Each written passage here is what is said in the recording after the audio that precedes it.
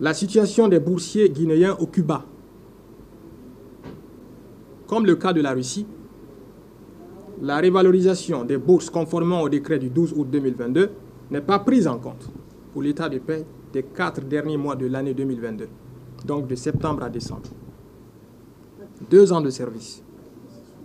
Monsieur le directeur général du SNAP n'a pu faire le recensement biométrique de l'ensemble des boursiers guinéens à l'étranger et publier une liste générale.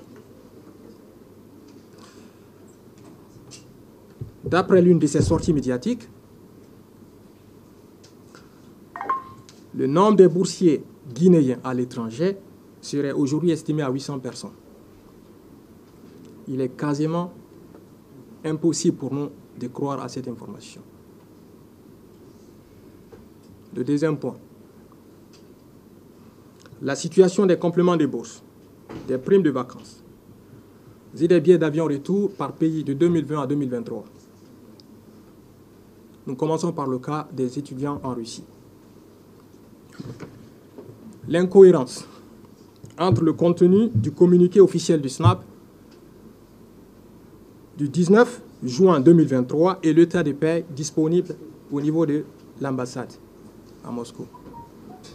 C'est-à-dire que le décret du 12 août 2022 n'a pas été pris en compte. Ce décret portait sur la révalorisation des compléments de bourse. Malheureusement, elle n'a pas été prise en compte pour les 4 derniers mois de l'année 2022. À cela s'ajoute le non-paiement de l'intégralité des compléments de bourse et des primes de vacances de l'année universitaire 2022-2023 pour toutes les promotions. D'ailleurs, les nouveaux n'ont rien reçu jusqu'à date. Donc ceux qui sont partis l'année dernière, ils n'ont rien reçu. Troisièmement, le non-paiement des billets d'avion pour les rentrants définitifs depuis 2022. Donc, depuis que cette nouvelle équipe est venue à la tête du SNAP, pas d'achat de billets de retour pour les rentrants définitifs. Comment voulez-vous qu'on vienne servir notre pays si vous n'êtes même pas capable de nous acheter des billets de retour au pays? C'est juste déplorable. Ce n'est pas tout. Le retrait de 10 $ sans justification sur la bourse de janvier à juin 2022 pour tous ceux qui font les niveaux master et doctorat des promotions 2020-2021 et 2021-2022.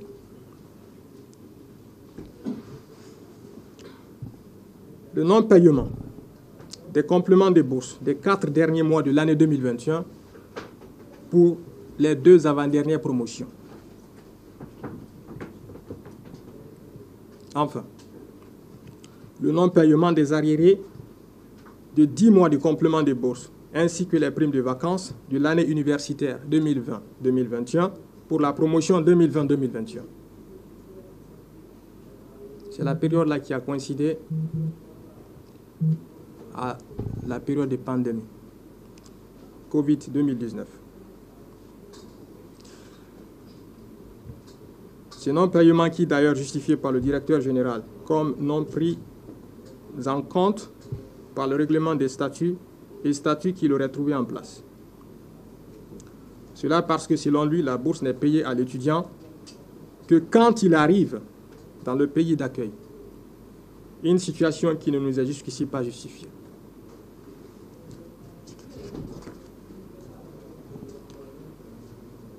Les boursiers guinéens au Maroc exigent le paiement de 10 mois de complément de bourse, ces primes de vacances, au compte de l'année universitaire 2022-2023, pour les étudiants de la première année, bien sûr. Ensuite, ils exigent le paiement de 6 mois de complément de bourse et des primes de vacances de l'année universitaire 2022-2023 pour les étudiants des anciennes promotions. En plus de ça, 14 étudiants ont été omis de la liste, sans justification, alors qu'ils sont en situation de classe.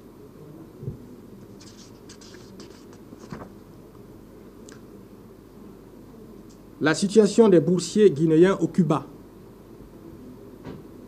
comme le cas de la Russie, la révalorisation des bourses conformément au décret du 12 août 2022 n'est pas prise en compte pour l'état de paix des 4 derniers mois de l'année 2022, donc de septembre à décembre.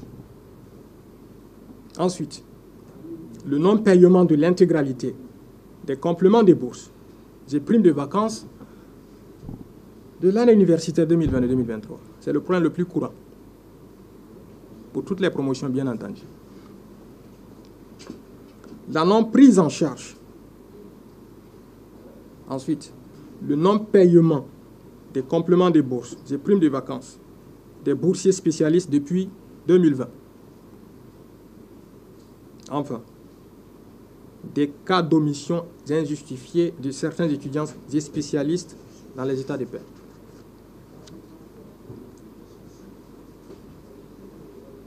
Le cas des boursiers guinéens en Égypte et Soudan. Le non-paiement de l'intégralité des compléments des bourses et des primes de vacances de l'année universitaire 2022-2023 pour toutes les promotions. Ils exigent la réintégration de tous les étudiants réguliers, c'est-à-dire en situation de classe, dans les rangs des boursiers guinéens. Il s'agit respectivement de 205 étudiants en 2021, 105 étudiants en 2022 et 73 étudiants en 2023. Le paiement des primes de vacances de l'année universitaire 2021-2022 pour toutes les promotions.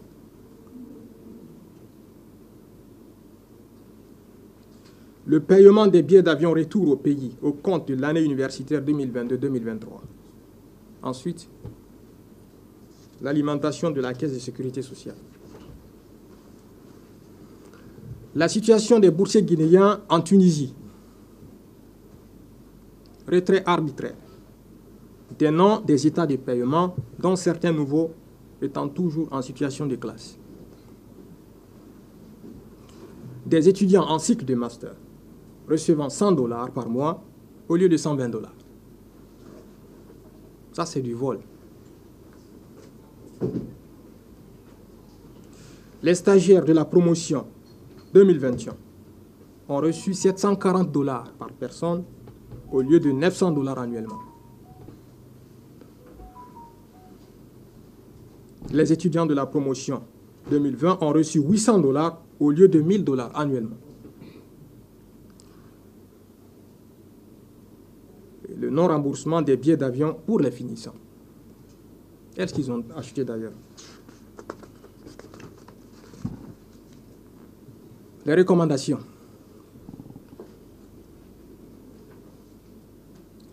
Excellence, colonel Mamadi Doumbouya, président de la transition, président du CNRD, chef de l'État, au nom des boursiers guinéens, nous sollicitons votre implication personnelle pour résoudre les difficultés auxquelles nous sommes confrontés. Nous recommandons vivement ce qui suit.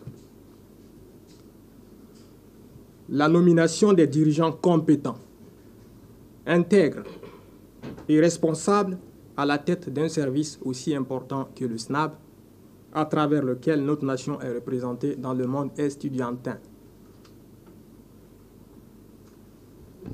Ensuite, le paiement de l'intégralité des compléments des bourses et des primes de vacances de l'année universitaire 2022-2023 pour tous les boursiers conformément au décret de la révalorisation des bourses d'entretien ainsi que les arriérés des années comme catégorisés si haut et par pays d'accueil.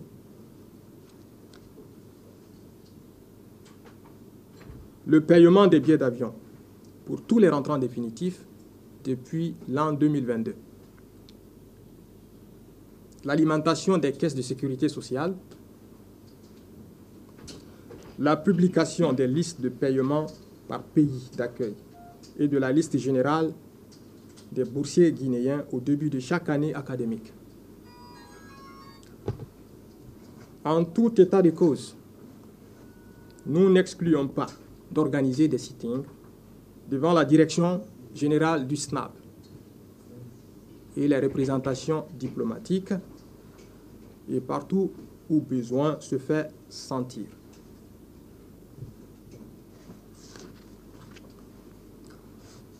Nous sommes convaincus que les dispositions urgentes seront prises pour répondre à cette situation préjudiciable aux boursiers guinéens.